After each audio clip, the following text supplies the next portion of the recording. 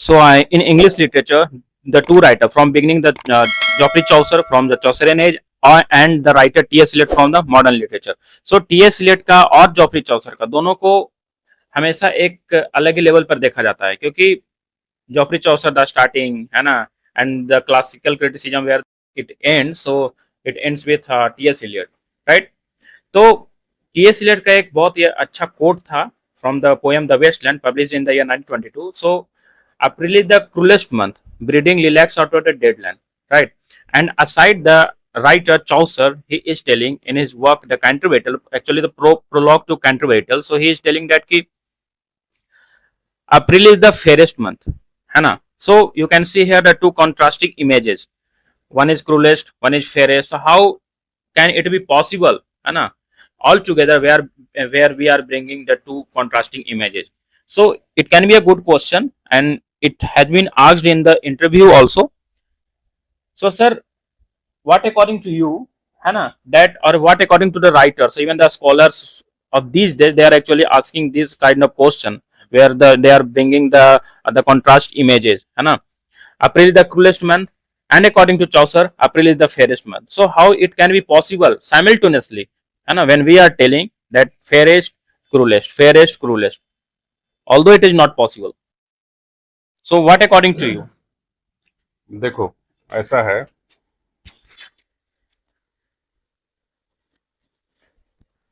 है, कि नजरिया जो है, नजरिया टीएस इलियट है, वो क्या बोले हैं कि भाई क्रूएलेस्ट है, ठीक है.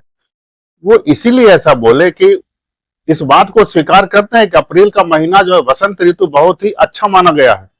लेकिन दूसरी तरफ वो क्या है, दूसरी तरफ एक कौम को बताया कि ये बहुत ही ज्यादा उनके लिए पेनिट्रेटेड होता है, पेनिट्रेशन हो जाता है उनको, क्योंकि वो भी ऐसे मौसम में विचलित हो जाते हैं और इस सांसारिक माहौल में लिप्त हो जाते हैं. तो कहां कह रहे हैं कि अप्रैल का महीना खराब होता है, क्रूलेस्ट होता है, कि मतलब बड़ा ही होता है. क्रूर किस मामले में? पेनिट्रेट करते हैं दूसरा को, तुम भी आ जाओ. बोलते हैं ना कि बलमा बड़ा बेदर्द हो. बलमा है तो बेदर्द कैसे हो गया? तो क्रूलेस्ट नहीं, अप्रैल जो है बलमा है लेकिन बेदर्द भी है. ये प्यार मोहब्बत की बातें हैं.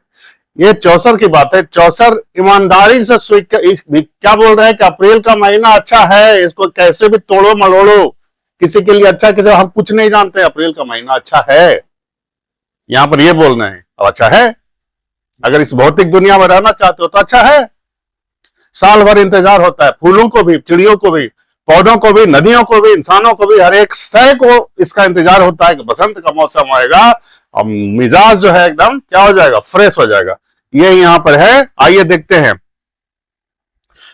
चूंकि एंशिएंट वर्ड है. When that April with his sore soothe, the drought of March had burst to the root. जब अप्रैल का महीना आता है, बसंत, अप्रैल का महीना आता है, तो क्या करते हैं? विथ हिज सॉवर सूद, बारिश को लेके आता है. तो क्या होता है? द ड्राउट ऑफ मार्च, तो मार्च महीने वाला जो सूखी धरती है उसको भी पर्स टू द रूट, उसमें जड़ में, उस सूखी हुई धरती के जड़ में प्रवेश करके उसको मधु वर्षा से सराबोर कर देता है. अपनी मधु वर्षा से सराबोर कर देता है. एंड बाथेड एवरी वाइन, और ऊपर से उस समय अंकुरित होने वाले प्रत्येक वाइन जो लताएं हैं उसको क्या करते हैं? नहा देते हैं, उसको सराबोर कर देते हैं. इन स्विच लिकर, किससे सराबोर करते हैं?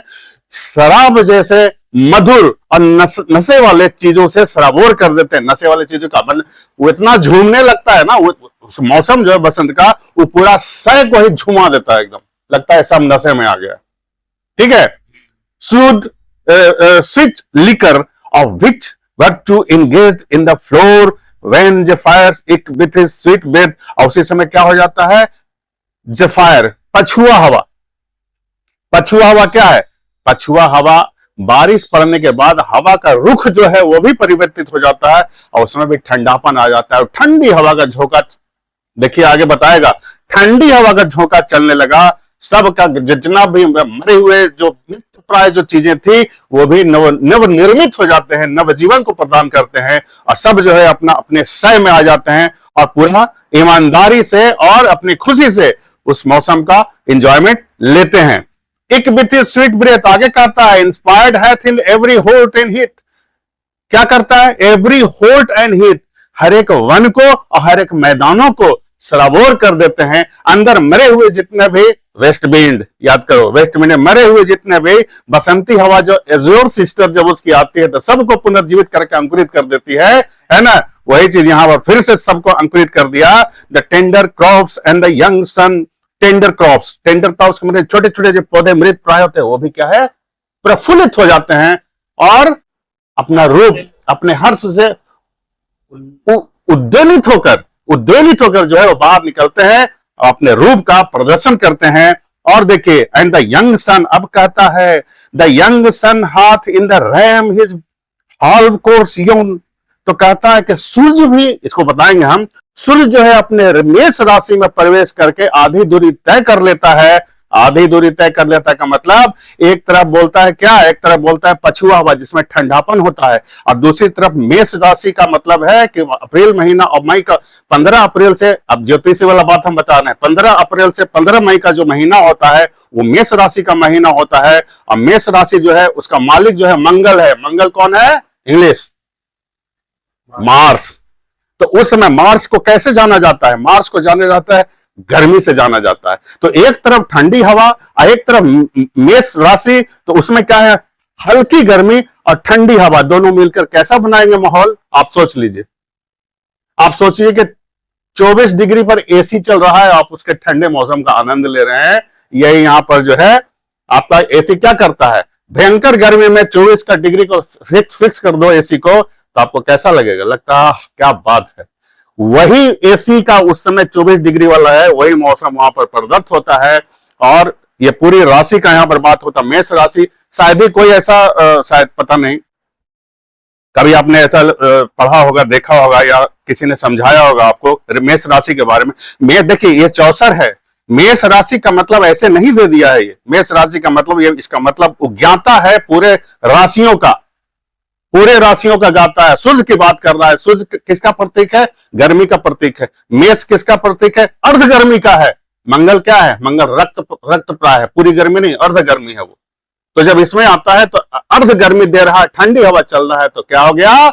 डिग्री 24 हो गया, प्रफुल्लित करने वाला मौसम आ गया है ना। Have course young and smell flowers. क्या करता है? Small fall. फॉल्स का मतलब है छोटे छोटे पक्षी। वो क्या करते हैं? मेकिन मेलोडी, वो भी चहचहाने लगते हैं। क्यों चहचहाने लगते हैं? कि मार्च का महीना में उनकी अवस्था है सुसुप्ता हो गया था, उनको पता ही नहीं चलता कि दिन है कि रात, बर्फीला मौसम है, दिन है कि रात है। तो क्या करते हैं? टकटकीला के रात को देखते रहते हैं, कब सुबह होगा कि शाम होगा, क्या उनको वो कंफ्यूजन में रहते हैं, उनको पता नहीं कब, इसलिए उनकी आंखें रात को भी खुली हुई है। उनको भी अब स्पष्ट नजर आने लगता है खुला आसमान, मौसम, फ्लावर, जिस पर क्या फ्लोरा एंड फौना, झरने, वो सब बिल्कुल जो है अपने यौवनावस्था में आ जाते हैं। और वो भी उनको उनकी प्राप्ति के लिए ये भी चहचहाने लगते हैं, ये भी गाने लगते हैं कि क्या मौसम आया है ना। Melody that sleep in at night with open eye, वो पक्षी भी छोटे छोटे, वो भी अपनी आंखें खुली रखने वाले, खुली रखकर सोने वाले, वो भी चहचहाने लगते हैं सब चीजों को देखकर। यही सब चीज, ये लाइन जो है आपको प्रथम 10 जो है आपको बता रहा है अप्रैल का महीना क्यों सर्वश्रेष्ठ माना गया। क्योंकि हर एक फ्लोरा और फौना के लिए जीवन प्रदत्त है ना, जीवन दायनी है। और ये मौसम जो है आगे जो बचा हुआ मौसम, उसको जीने का क्या करता है? प्रेरणा पैदा करता है। अगर सारा का सारा मौसम बिना किसका हो जाए? बिना बसंत का हो जाए, तो बिना बसंत वाला जिंदगी कैसा रहेगा। इसलिए साल में एक बार सभी लोग इसका इंतजार करते हैं और एंजॉय करते हैं।